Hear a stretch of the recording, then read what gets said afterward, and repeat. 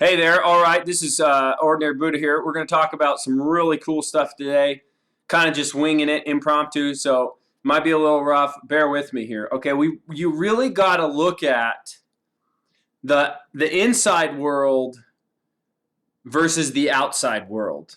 Okay, so we're going to look at a lot of different examples with this to illustrate what I'm talking about and the validity in trusting the inside world over your outside world. It's like inside experience versus outside experience. Okay, so Buddhism. Let's look at Buddhism. Buddhism is a great example because Buddhism in the West is one of those things that confuses a lot of people when you look at it on the outside world.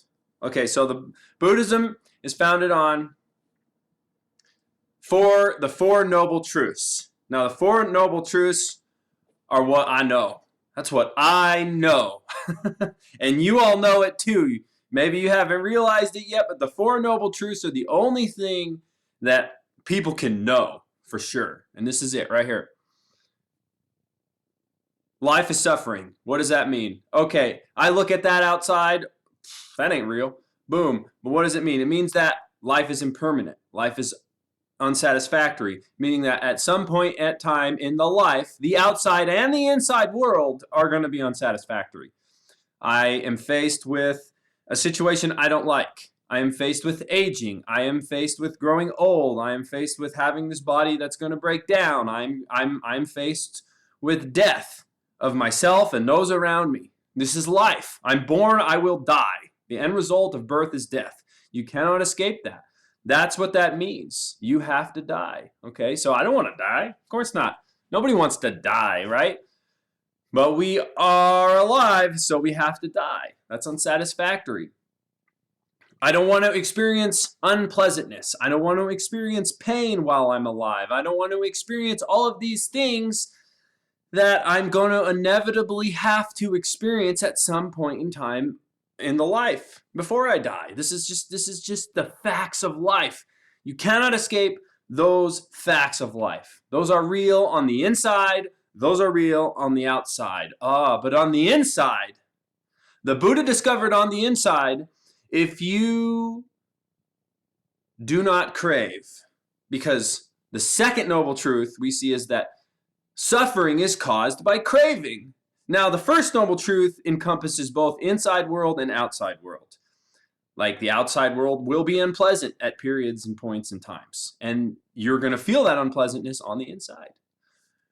But he discovered that suffering is caused by craving. This is the second noble truth. Suffering is caused by craving. See, now we're focusing on the inside. We're focusing on the inside. When you crave a situation that is pleasant, and craving and aversion are the same thing, okay? Or when you have aversion towards something that is unpleasant, you are suffering. You are suffering. Unpleasant reality arises. You crave for a pleasant reality, or you have aversion towards this unpleasant reality that's happening on the outside that you're experiencing on the inside. Misery with the unpleasantness. Boom. That's a science that happens on the inside. Okay. Third noble truth. Pretty much don't crave. Stop craving. That's it. Stop craving. The third noble truth is acceptance. Accept what is on the inside of what is happening outside. That leads us to the fourth noble truth of Buddhism, which is suffering is ended. Misery, the first noble truth is life is still suffering. The outside life is still going to present you with realities that are going to be unpleasant. But you can end your suffering inside by accepting what is outside and be free. Those are the facts. Those are the facts. Now we get into theoretical Buddhism. Theoretical Buddhism is one of those things where we look at and we get really tripped out. We get tripped out of our minds. Theoretical Christianity, you can get real tripped out of your mind with that. You can get real tripped out in life just with perceptions and in your own head, But we're going to look at theoretical Buddhism first, okay? Karma or Kama, depending on what language you're speaking, where you're getting your Buddhism from, either the Hindis Hindu language, or Pali, which is the ancient language before Sanskrit or whatever. I don't know. It doesn't really matter. The concepts, okay? You got karma, you got samsara, right? Okay, so you got past lives. These are 3 examples within theoretical Buddhism that are a part of theoretical Buddhism, that when people look for the answer, they look for the understanding on the intellectual level outside of their bodies, boom, that's where I get tripped out. I don't believe in past lives. I don't get that. Nope, that ain't real for me. What is this? What is this? I don't get this. Nope, boom, karma. Yeah, I'm not into that. All right. A theoretical concept should only point to a direct reality inside, a direct truth inside, okay? You don't even need to understand outside anymore. If you understand the Four Noble Truths, you don't need to understand anything else outside. You don't really need to. Let's look at past lives, okay? So theoretically, outside, I existed in a different body as a different person before I came here. Okay, some people believe that, some people do not believe that. Do we know? I don't know. Do you know? Can you tell me with 100% assurity that you existed in a previous life before you came here as somebody else? No, you can't. You cannot tell me that, because the only thing that you can know for facts is this experience, this moment right now, this moment right now, this moment right now, this moment right now.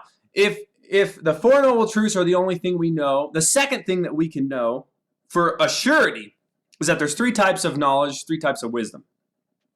The first type is intellectual wisdom. I can deduce or reason that something is true based on my logic. Okay? The second type is I can hear some information from somebody else, and based on my rapport and my trust in them, I can believe it or not. Okay? If you logically conclude that Democrats are better than Republicans, and you're a Democrat, you're going to listen to your Democrat friends. If you logically conclude in your mind that Republicans are better than Democrats, you're going to listen to your Republican friends, and you're not going to listen to the Democrats. You see how that works? That's how that works. The third type of wisdom, then, is experiential wisdom. That is the only type of knowledge that you can know. Beyond the Four Noble Truths, your own direct experience is the only thing you know, because your own direct experience will validate the Four Noble Truths. Sometimes life is pleasant, sometimes life is not pleasant.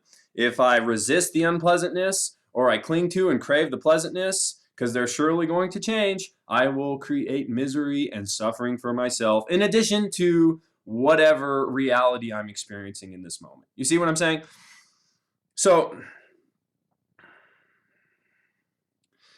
theoretical past lives, okay? Whether you believe that, whether you don't believe that, it doesn't matter, because you can't know it, okay? If you believe that and that helps you, that's good. That's great. I'm not challenging your beliefs. What is the message? What is the meaning inside with past lives? Well, this morning, let's see, I was a guitar builder. In my mind. Okay, this morning I was an artisan coffee drinker. Yes, I pride myself in my ability to distinguish the characteristics of a nice coffee drink. Okay, maybe I was a cook.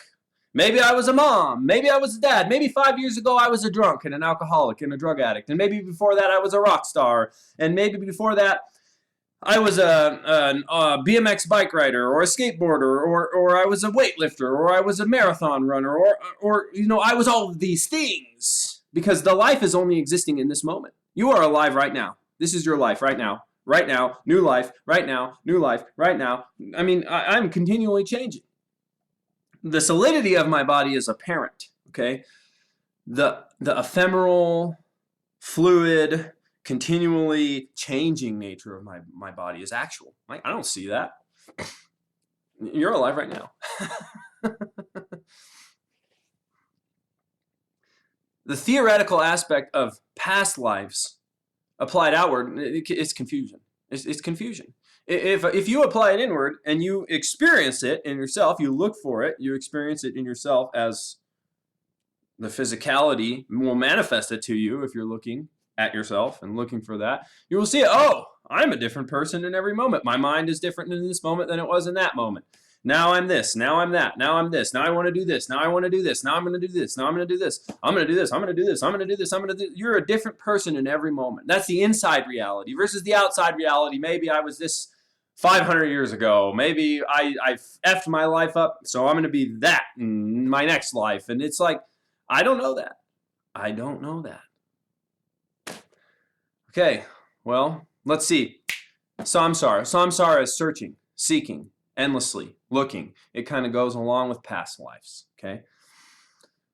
Wandering, okay? On the inside, the reality is, oh, a new arising of mind. Boom. Oh, a new arising of mind. Oh, a new arising of mind. Oh, a new arising of mind. Outside, oh, what am I going to do? What am I going to do? What am I going to do? What am I going to do? What is my purpose? Where do I belong? Where do I fit? Where do I need to go? What do I need to do? I need to do this. I'm not satisfied until I have this supplemental thing or this additional thing to make me fulfilled or make me complete or make me whole. You're complete. You're whole. Inside, oh, whoa. It all bubbles up. Everything's bubbling up out of you, bubbling up out of you, bubbling up out of you. And the habit pattern from the Four Noble Truths of craving and aversion, you start to weaken that. Craving and aversion, those holds, those habit patterns we hold in our minds of holding on to phenomena. You start to release that. You start to let go. Oh, you start to just see it. You start to see it. It comes, it goes. It comes, it goes. But I hold on to it when it comes if I like it. I try to get rid of it if I don't like it. You see what I'm saying? All right, karma. Okay. Karma has to do with past lives, has to do with samsara. See, you get into it theoretically, and it's confusing. Don't worry about it theoretically if it's confusing to you. Focus on the inside reality. Karma. Well, karma has to do with past lives on the outside. If you look outside, well, I am where I am today because of what I did in my former lives. Okay? Well, that trips me out, man. And then what I do now in this life is going to influence. If I can clear my karma or reduce my karma or whatever, that will make me ascend higher, right? In my next life. Yeah, I want to get higher. I want to level up. I want to ascend. Whoa, man. That stuff's too far out to think about. You get tripped out. You create anxiety with that. Those types of thoughts. All these external thoughts dealing with these theoretical concepts of Buddhism. You trip yourself out, man. You get tripped out. Like, I smoke weed. Like, I can't smoke weed. I can't smoke weed ever again. Because when I smoke weed, in my mind, I go someplace else where I'm going to be this in my next life and it's not good. Or I'm going to be this in my next life and it's not good. And the life experience is coming through my sense doors and my perception is saying, yeah, this is going to be it for you. This is going to be it for you. And it's like, whew, stay away from that. Stay away from that. What is the reality with karma inside? Well, my karma now is that I have a child because I tried to have a marriage and it didn't work and I have a child. That's my karma. The effects of causes, the results of actions, that's karma. When everybody else was going to college, I was getting drunk. I was doing drugs. So the effects of my karma from that and those actions is that when everybody else got degrees, I had to go back years later and get a degree if I wanted a degree, or I could only be a janitor, or I could only be this or do this. And that's my karma. That is karma because that's the inside reality. That's the fruits of my actions. You start extending outside of this body in this moment, in this frame of time, you start extending out to outside of the life, it gets crazy. It can get really crazy, you know? I went to the coffee hut, right? No, okay, so perceptions build upon themselves, okay? The life experience, they build perceptions upon themselves. Everybody smokes weed. Everybody does DMT. They have the same experience. Everybody does DMT. They have the same experience. Certain chemicals put into your body, it creates the same reaction for everybody. And people say, I traveled, I saw the God, she was the mother God, I saw the people, whatever. It's the same experience. It's an illusion. It's the same experience. You smoke weed, same experience. You get drunk, I'm going to wreck my house, man. I'm going to wreck your house. I don't care. Everybody's going to wreck everything when they're drunk because that's what drunk people do. It's the same experience. You know, you eat spicy food, your mouth gets hot. You poop it out, your butt gets hot. That's the experience of spicy food. The experience of drugs, it's in your head, right? It's not in your mouth. It's not coming out the other end. It's in your head. They're all the same experiences. They bring up these things. It's Oh, but we attribute meaning to them. See, the perception builds on itself. See, sometimes I perceive in the reality dark and light forces. Okay, I experience dark and light forces. That's where my perception's at. Does that make that real? I don't know. It could be real. I could intellectualize it as real and say we're light beings on a frequency range, and there's some that are probably lower frequency than the visible light field, and there's some that are higher, and these want to help us, and these want to harm us. But I mean, ultimately, at the end of the day, I go to the coffee hut. The girl, she's talking about her parents are getting a divorce, and her dad, doesn't want to give stuff to her mom, and so she's flipping me off. I don't know. She's like, I think she's being her dad and miming the interactions the dad is having with her mom, but she's flipping me off. She's like flipping me off. She's flipping me off. She's flipping me off. And if I was deaf, why are you flipping me off? Why are you flipping me off? And then I don't understand. The outside reality is that you're flipping me off, and maybe she spit in my coffee. I have no idea. But the inside reality is I'm confused. I'm just confused.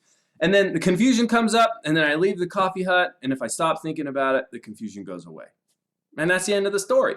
But if I hold on to this confusion, I'm going to continually search for meaning at the intellectual level, although my experience is going to be something totally different. Radically, I'm in my apartment. I'm not even near that person anymore, right? But why did she flip me off? I don't understand. That was so weird. Well, she was afflicted with a demon. She was afflicted with a being from a lower dimension that was trying to make me miserable. I mean, that's clearly that's perception. That's a belief. That's meaning. That's all tied into the identity field. Right? No, I was confused.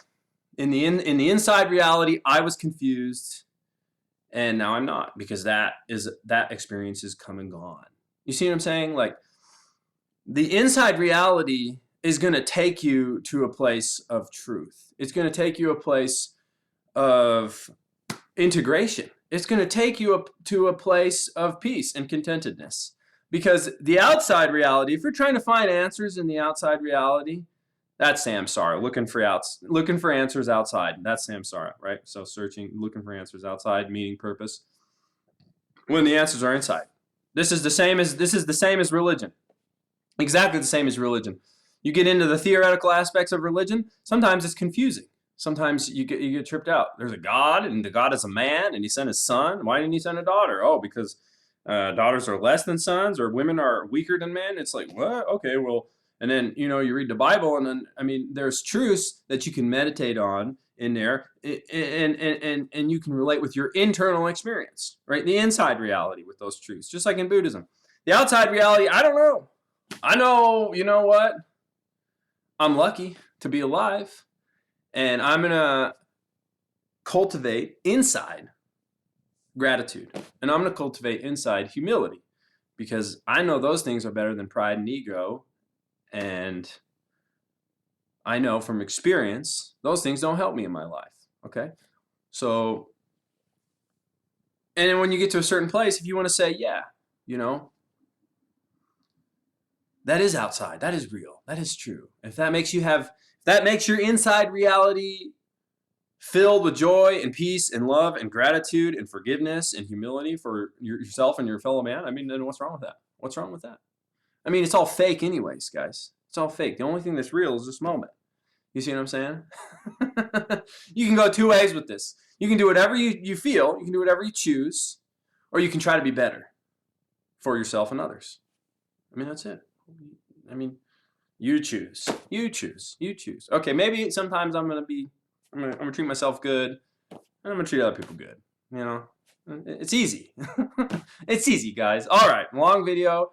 Hope you make it through it. I was really fired up. Hopefully, I illustrated the point adequately enough for you to understand that the inside reality is going to give you more answers than the outside reality. But sometimes you have to go out and look and find no satisfaction in that outside reality to understand the first and foremost noble truth that life is suffering. Life is suffering. Life is suffering on the outside and the inside, meaning that the only way to gain complete and total satisfaction and contentedness and enlightenment in life is to end craving, accept the reality as it is, and end your suffering. Okay. Hope you enjoyed. Thank you.